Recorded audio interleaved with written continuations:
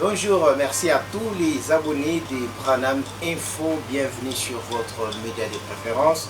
Merci à ceux qui se sont massivement abonnés et dernièrement à notre chaîne YouTube. Également, nous demandons à ceux qui ne l'ont jamais fait, question de ne jamais manquer aucune de nos vidéos. Nous sommes de retour bien sûr à l'Université du Message après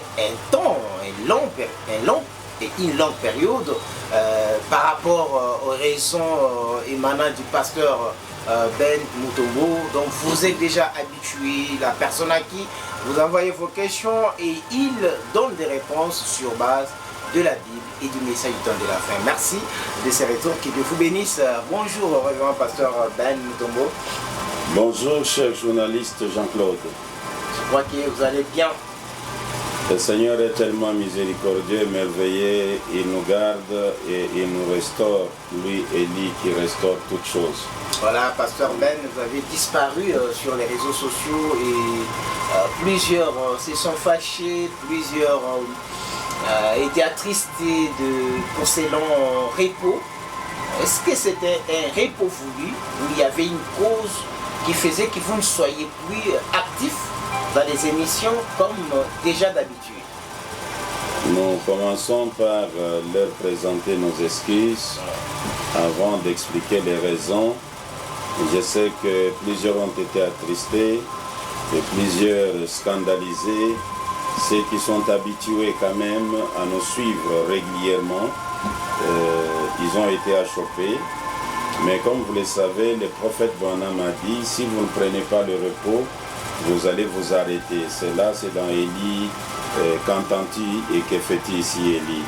Il dit là-bas que vous êtes obligés de vous reposer. Et nous, on a travaillé des années et on négligeait le repos.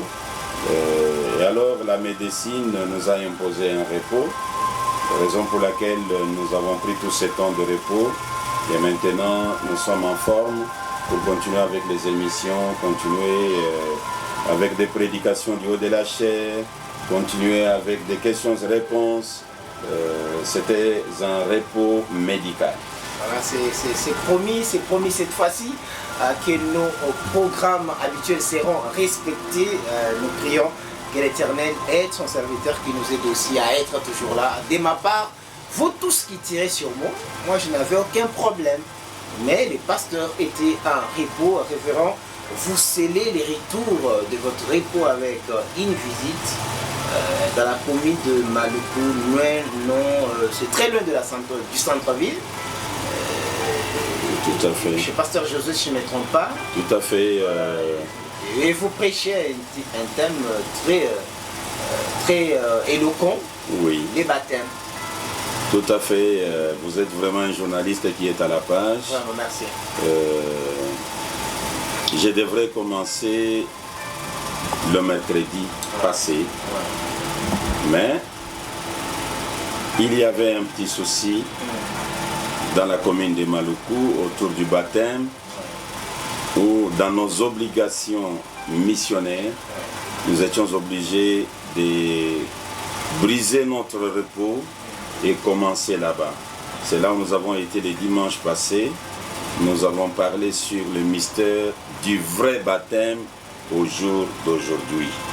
Et après cela, le mercredi passé, ici à la mission évangélique Branham Église, nous avons commencé un thème très profond. Je ne saurais pas vous couper, révérend, parce que ça nous a intrigué de pouvoir commencer avec un thème-ci, je ne sais pas comment les dire, parce que plusieurs articles ont été signés sur ces thèmes. Chacun, tout au long de la Bible, on adorait dans la diversité.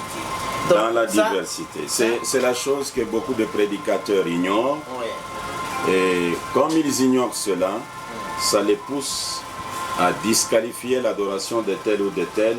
Ouais.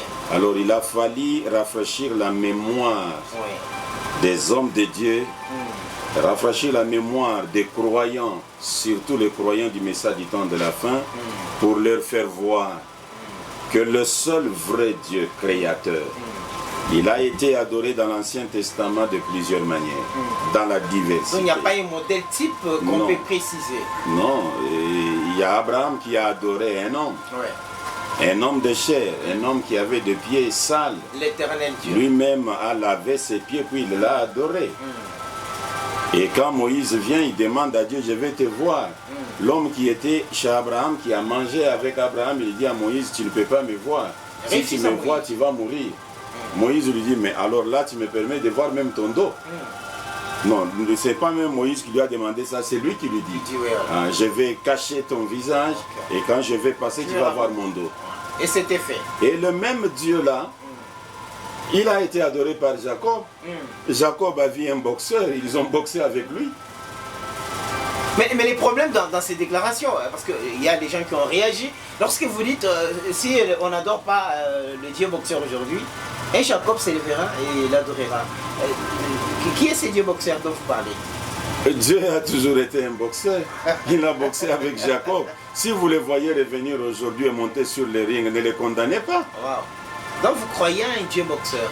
Les dieux de Jacob.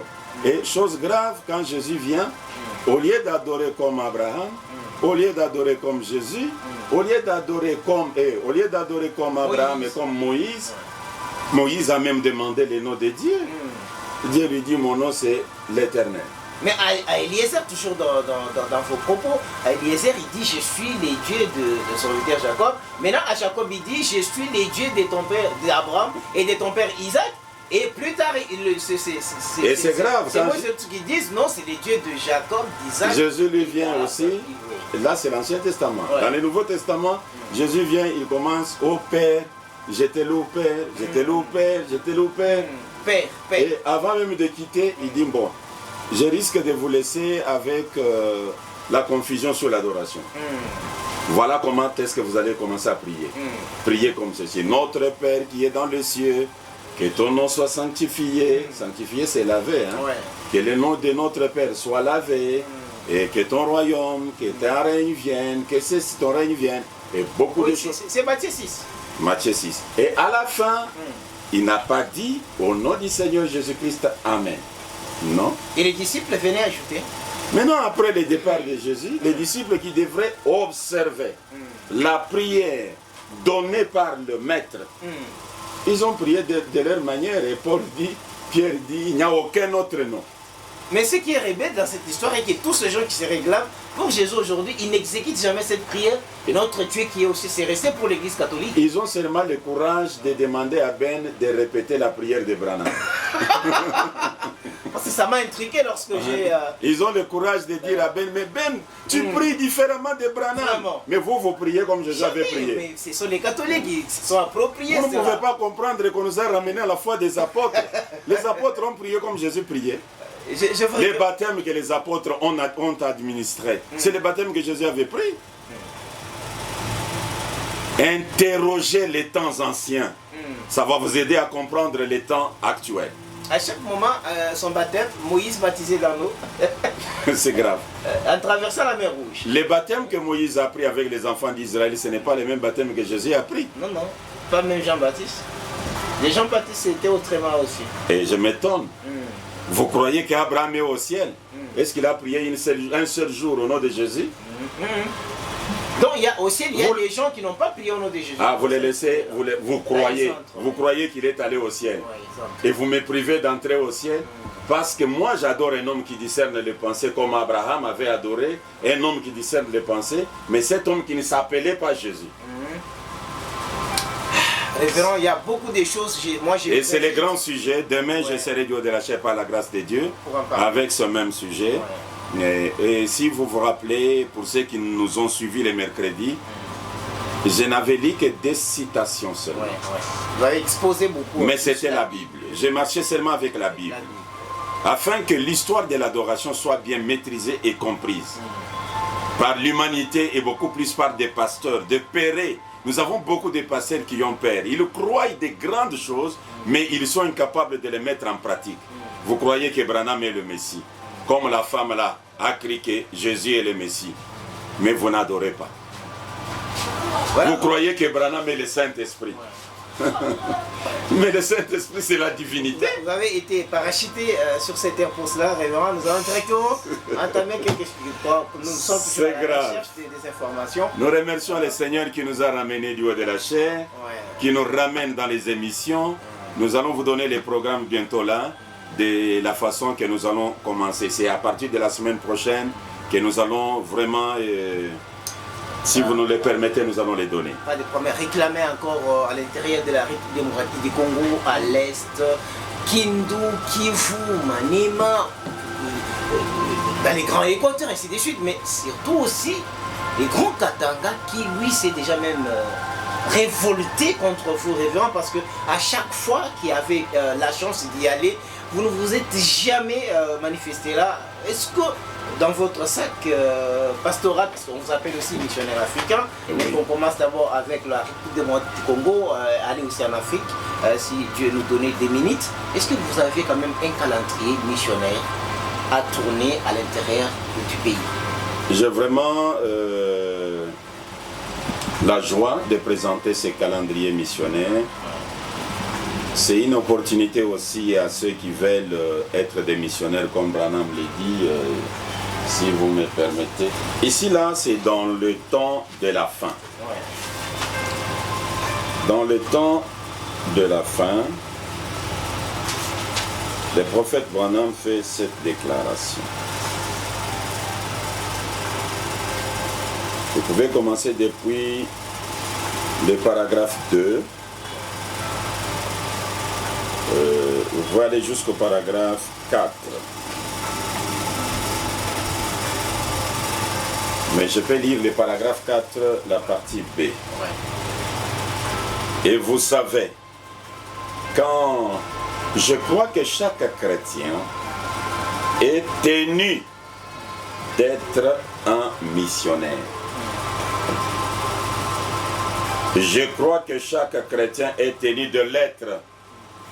Eh bien, ça ne veut pas tellement dire qu'il vous faut parcourir les vieilles contrées pour prêcher ou quelque chose de ce genre, mais si vous ne pouvez pas y aller, vous pouvez aider à envoyer quelqu'un d'autre. Voyez-vous, ce que vous faites pour envoyer quelqu'un d'autre.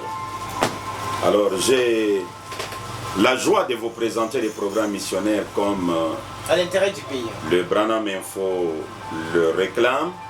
Je peux même donner les programmes avant la fin de l'année. Aujourd'hui, nous sommes au mois d'octobre. Le mois d'octobre va finir avec nous au Grand Katanga.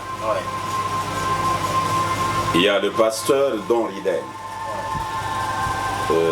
du Branham Tabernacle à Lubumbashi qui a organisé une convention, et si vous voulez bien, la campagne d'évangélisation publique, où dans la convention, les hommes de Dieu vont défiler.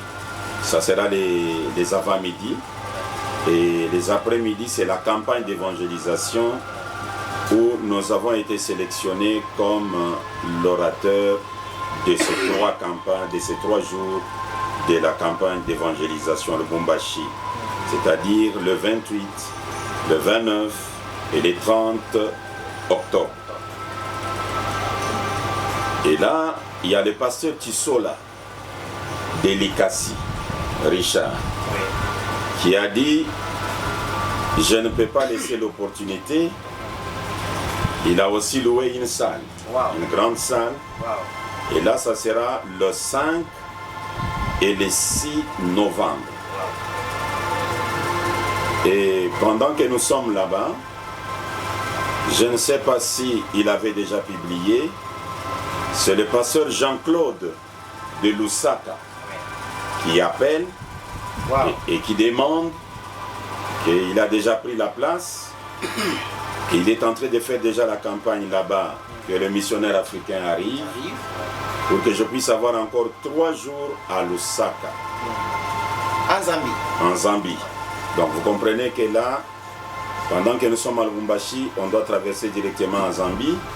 Je crois que j'ai eu à tenir la campagne d'évangélisation en Zambie, c'était en 2007, dans une salle appelé Blue Water. C'est là où j'avais amené des gens à la rivière. Je ne me rappelle plus encore, c'était une personne, 2 ou combien, que j'avais baptisé dans le nom du Seigneur William Marion Branham. C'était en 2007. Et j'aurai encore cette chance en 2022 en Zambie, plus précisément à Lusaka, où je dois apporter l'évangile pendant 3 jours. Et dès que je finis là-bas, je suis attendu en Afrique de l'Ouest. Oui. C'est là où je vais terminer l'année. Donc je serai là-bas à la fin du mois de novembre, en Afrique de l'Ouest. Oui. Je vais commencer par le Bénin, Cotonou.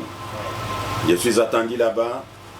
Il y a des enfants de Dieu, des prédicateurs, des serviteurs qui sont en contact avec moi, qui ont aimé ce petit ministère que nous avons et qui ont trouvé que c'est un ministère qui peut aussi aider le Bénin, le Togo, Côte d'Ivoire. Cameroun aussi Oui, Cameroun, c'est le chemin de retour. Ah, ok. Mais pour l'Afrique de l'Ouest, je vais commencer par le Bénin. Il y a à peu près 5 pays qui sont ciblés. Et en moins que nous trouvions un pays où il n'y a pas un prédicateur digne de confiance qui peut rester avec ceux-là qu'on va convertir. C'est là où ça pourra perturber notre programme pour y rester pendant un temps jusqu'à ce que nous pouvons trouver le moyen d'encadrer les semences prédestinées. Mais au cas contraire, on va collaborer avec les hommes de Dieu qui nous respectent et que nous respectons également pour leur confier les âmes que nous avons déjà converties par la voie des ondes et que nous allons encore convertir sur les champs quand nous allons arriver. Effectivement. Voilà un peu le programme missionnaire. Là, nous présentons nos esquisses aux bien-aimés de Maniema. Parce que je devrais commencer par là. Mais le calendrier s'est avéré surchargé et aussi les moyens financiers se sont révélés un peu limités. Sinon, je pouvais avoir même ne fût-ce que 3 jours au Maniema avant que je puisse me rendre en Afrique de l'Ouest. Je devrais faire quand même quelque chose là-bas parce que j'ai quelques croyants là-bas que je dois baptiser, qui ne sont pas encore baptisés, qui m'ont fait confiance, qui attendent que j'arriverai là-bas. Alors, mais je vais voir, par la grâce de Dieu, je crois que l'année missionnaire pour le programme missionnaire pour l'année 2023 pourrait bel et bien commencer par le Maniema et pourquoi pas Goma et autres. Eric Galonji, vous êtes maintenant avisé, le missionnaire africain sera dans les grands Katanga, ça sera exceptionnel parce qu'il y a beaucoup de nos abonnés qui ont toujours manifesté l'envie de vous voir physiquement et pourquoi pas écouter comment vous prêchez. Révérend, merci beaucoup pour ces programmes. On ne peut pas quitter sans vous poser cette petite question qui nous vient en esprit. Nous sommes pratiquants des réseaux sociaux et ça s'enflamme. Pasteur Ben, permettez-moi d'abord de vous la poser, parce que je ne sais pas. Il y a une discussion interminable sur les réseaux sociaux. Nous voulons savoir la nuée des gloires. On dit qu'elle est descendue en février, le 28 février. Les autres disent au mois de mars, le 15. Je ne suis pas dans des dates. Mais cette approche, est-ce que dans la nuée qui est descendue en Arizona, si je ne me trompe pas, Jésus était là? Après 2, est-ce que cette nuée venait d'où? Elle est partie où? Où a-t-elle fini sa course, la nuée des gloires? Parce qu'on voit, il y a trop de discussions sur les réseaux sociaux, les autres disent ça a entré, les autres disent ça n'entre pas. On est compliqué. Il y a les gens qui font les débats sur les uns qui se sont fondus en Branham, les autres fondus sur lui-même. Mais nous prenons l'approche de la nuée en question. Est-ce que Frère Branham n'a-t-il pas quand même précisé qui était dans la nuée? Et Frère Branham n'a pas dit où finalement la nuée est partie et si Jésus y était aussi. Parce qu'on voit, il n'y avait que 7 anges, mais on ne voyait pas Jésus dedans. Il y a les autres avant, c'est des arguments comme ça. On n'a pas vu les anges. Quand Frère Branham est entré, il n'y avait que 7 anges. Il y avait celui qui bombait les torses, et ainsi de suite, mais jamais Jésus n'y était pas.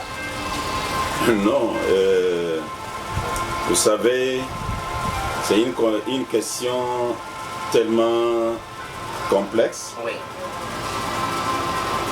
Que nous n'allons pas répondre totalement aujourd'hui, Oui. mais nous allons répondre d'une manière superficielle.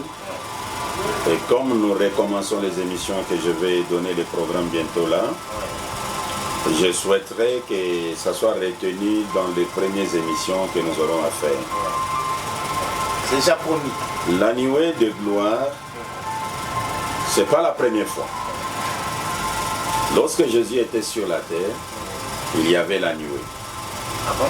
Et cette nuée est arrivée sur la montagne qu'on appelle la montagne de la transfiguration. Verset 17. La montagne de la transfiguration, Jésus était sur cette montagne, un être physique, et la nuée a été composée des anges, qui sont Élie et Moïse, et Jésus était dedans. Et les verbes, les termes fondus, le prophète l'a utilisé depuis cette époque-là. Et ils se sont fondus sur Jésus à cette époque-là. Et quand la nuée est arrivée à cette époque, si vous pouvez m'aider, quand la nuée est arrivée à cette époque-là, je crois que c'est dans Vision de Patmos. Les paragraphes 239 et 240. Prenons maintenant Matthieu 17. Nous les lirons et cela vous permettra de les noter. Après 6 jours, Jésus prit avec lui Pierre, Jacques et Jean son frère, et il les conduisit à l'écart sur une haute montagne. Et il fit transfigurer devant eux. Son visage resplendit comme le soleil, et ses vêtements devinrent blancs comme la lumière. Il fit transformer. Que fit-il?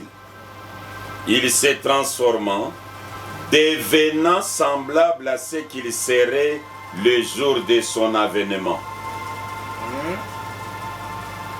Lorsque Jésus était entré dans la nuée, lui, l'être physique, il fit transformer.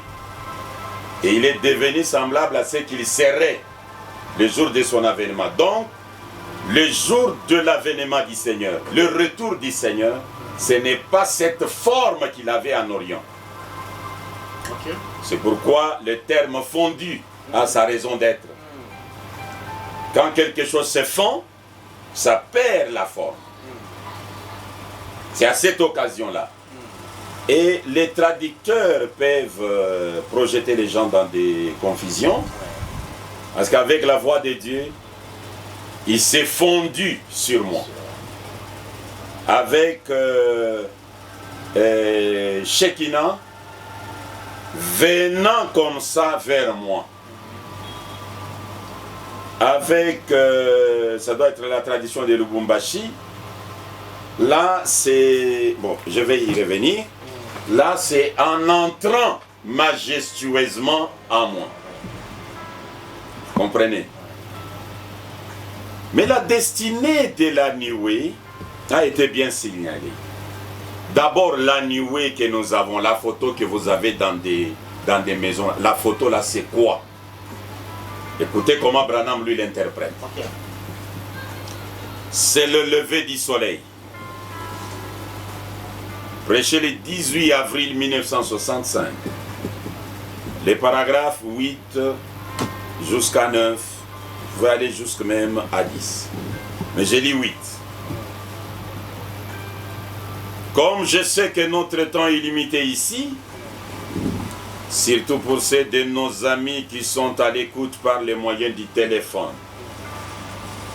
j'aimerais attirer votre attention ce matin sur une photo qui a été prise il y a quelque temps, par un appareil photo, d'une vision que j'ai eue ici au tabernacle, où il était question de quitter l'Indiana pour aller en Arizona, où j'allais rencontrer sous la forme d'une pyramide 7 anges. Sous la forme d'une pyramide. 7 anges. Sans savoir ce qui allait arriver par la suite. Quand je suis arrivé là-bas, je pensais que c'était la fin de ma vie, que personne ne pourrait survivre à une telle explosion. Je suis sûr que vous êtes tous au courant de l'histoire. La nuée, c'est la photo d'une vision, la vision que Branham avait eue. Et cette vision est devenue photographie, matérielle. Et dans la vision, la destinée de la nuée est signalée. Écoutez là où la nuée devait partir, dans la photo, dans la vision. L'opprobre pour la parole. Je vais lire l'opprobre pour la parole, paragraphe 22 et 23. Et la puissance du Dieu Tout-Puissant m'a saisi de telle manière qu'elle m'a directement soulevé du sol jusqu'en l'air. J'attendais encore Joseph parler. Et un grand bruit, comme quand le mur de son est franchi, a retenti loin au sud.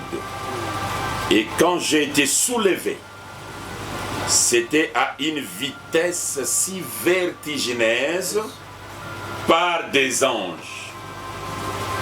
Et je les revois bien maintenant même. Donc quand il parle de ça, il les revoit même. Vous voyez alors qu'il venait sous cette forme, comme ça, en entrant majestueusement en moi. Eh bien, je ne rêvais pas. Là, non. J'étais là, aussi bien éveillé que je le suis maintenant. Une vision, pas un songe. Je ne rêvais pas. Et la vision est déjà photographiée. Cette nuée est venue et ne s'arrête pas dans la photo. En entrant majestueusement en moi. Donc, Irénée, Colomba, Paul, en lui, mais pas Jésus. Mais quand Branham commence à présenter la nuée, il dit voici Jésus dans la nuée. Voici son nez. Mais sa barbe. Vous comprenez quoi lorsque Pasteur Kayungi dit que... Maintenant il dit avec tout ce que je vous ai pointé là, c'est entré majestueusement en moi. Et la voix de Dieu lui dit, ça s'est fondu sur moi. Et Shekinah dit, en venant vers moi. Mais lorsqu'on dit Jésus ne peut pas s'effondrer en William Branham. Non, mais ça même Paul peut corriger ça. C'est différent de la plénitude de la divinité incarnée. J'ai dit que Paul peut nous aider à comprendre ce mystère-là. Oui, Paul de la Bible. Comment il doit le comprendre? Parce qu'il ne connaissait rien sur les 7 sceaux, sur les 7 honneurs. Donnez-moi, il y a une Bible à côté de vous là-bas. N'importe quelle Bible que vous allez prendre. J'ai beaucoup de Bibles ici. J'ai même le Coran. J'ai tout. Tous les livres. Voilà, chers musulmans. J'ai tout. Ici. Moi, j'ai fait les recherches de tout parce que William Branham nous a blindés. Écoutez Paul.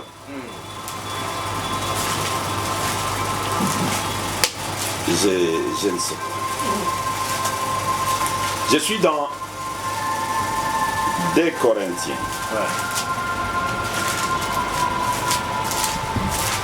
Ça c'est Romain. Voilà. Et 2 Corinthiens, c'est où encore?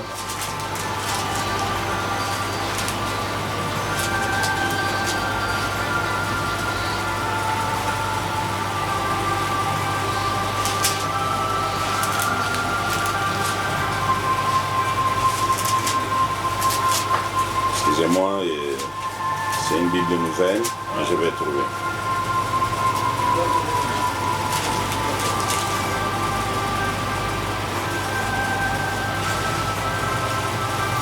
1 Corinthiens chapitre 2. Oui.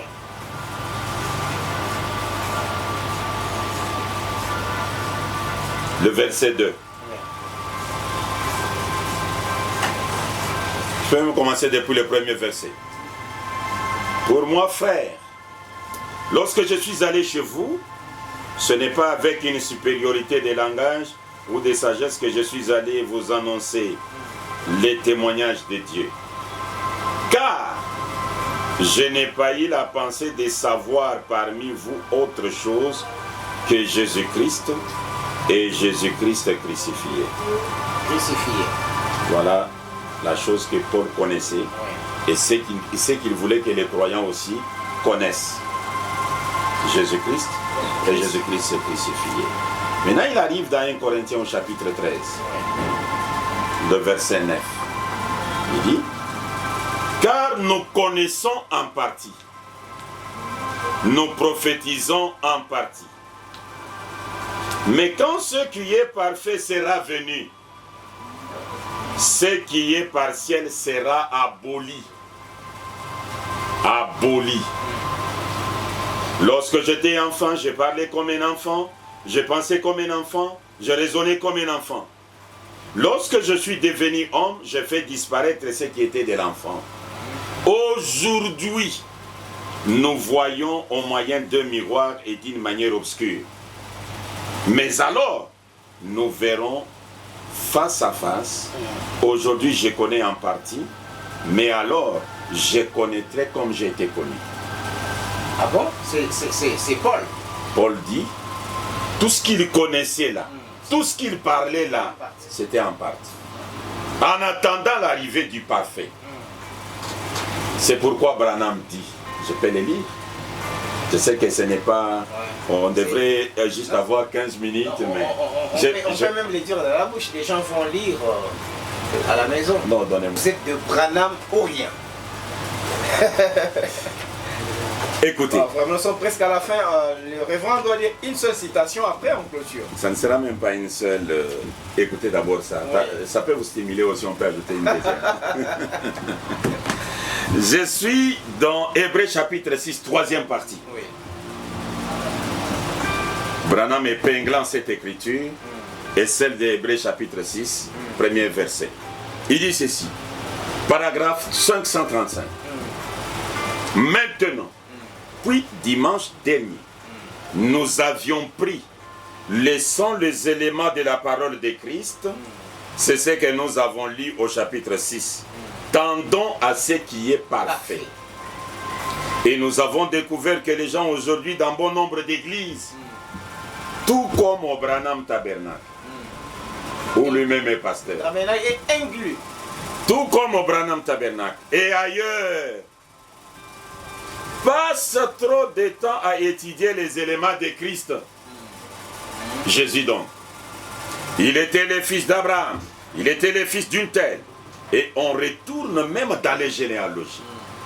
Mais la Bible dit, mettons ces choses de côté et tendons à ce qui est parfait. Or, selon Paul, quand le parfait lui vient, ce qui est partiel que Paul connaissait sera aboli. Une seule citation. Ouais. Oui. Je crois, il y a des gens, lorsque j'ai dit d'arrêter, ils se disent, mais les journalistes sont malades ou quoi? C'est grave. Oui. Bien que c'est une émission juste d'annoncer notre retour sur le champ des batailles. On rentre en profondeur de la matière.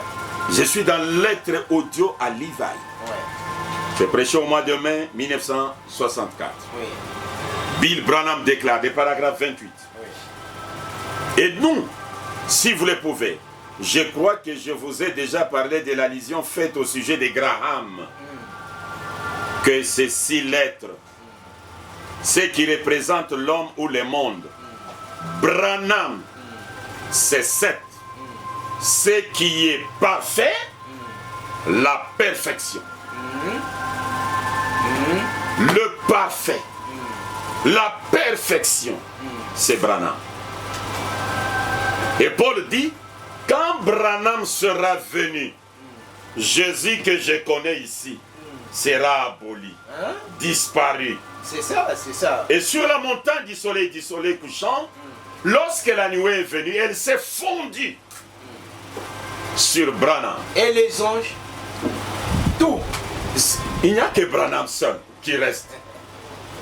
C'est Branham ou rien. Hein? Nous prenons déjà de la température, c'est le début de nos activités avec le missionnaire africain. Vous êtes nombreux à être très contents, révérend pasteur. Nous vous, comme on dit, nous vous demandons merci. Merci. La semaine prochaine, voici comment les émissions vont se présenter. Ouais. Nous avons 3 types d'émissions. Ouais. Nous avons l'émission où nous avons des questions venant des journalistes. Ouais. Nous avons l'émission où j'enseigne sur la doctrine du 3e exode. Ouais. Je donne un enseignement sur la doctrine du 3e exode. La saine doctrine. Le 3e testament détaillé en 23 chapitres. Et nous avons l'émission à l'Université du Message où nous recevons des questions qui viennent de partout et on nous les pose. Cette émission-là, c'est les samedis. Nous allons faire l'effort que même si nous sommes dans les champs d'émission, que nous puissions respecter ces programmes comme nous avons repris le travail. Les jeudis, nous avons l'enseignement sur le 3e exode. Sur la doctrine, la saine doctrine, c'est les jeudis. Et les mardis, nous avons des questions des journalistes. Les journalistes peuvent récolter des questions partout, ils nous les posent et nous répondons. Voilà comment les choses vont se présenter. Nous avons toujours eu un programme très surchargé. Les mercredis, nous sommes du haut de la chair. Les vendredis, du haut de la chair. Donc nous n'avons qu'un seul jour quand nous recommençons comme ça. Un seul jour de repos. Ou même si vous appelez que le téléphone n'est pas supporté, c'est le lundi. En dehors du lundi, mardi, nous sommes au travail. Non seulement nous avons l'émission, nous recevons aussi les brebis. Les jeudis, nous avons les mercredis, nous avons la prédication. Les jeudis, nous avons l'enseignement sur le 3e exode ou le 3e testament. Et les samedis, c'est l'université du message. Les vendredis, c'est la réunion de prière. Et nous avons besoin de mettre sur pied un autre programme maintenant de prière en ligne. Parce que nous avons reçu beaucoup de demandes, des prières de gauche à droite. Nous voulons maintenant mettre un programme avec l'humanité pour la prière en ligne. Après avoir sélectionné les gens qui vont être avec moi dans ce programme, dans la prière, nous viendrons vous donner les programmes. Je pense que le programme est bien donné. Merci beaucoup, révérend. Nous nous arrêtons ici. Bien de bonnes choses à vous. Continuez à nous faire confiance et nous vous aimons également. Que Dieu vous bénisse partout où vous vous retrouvez.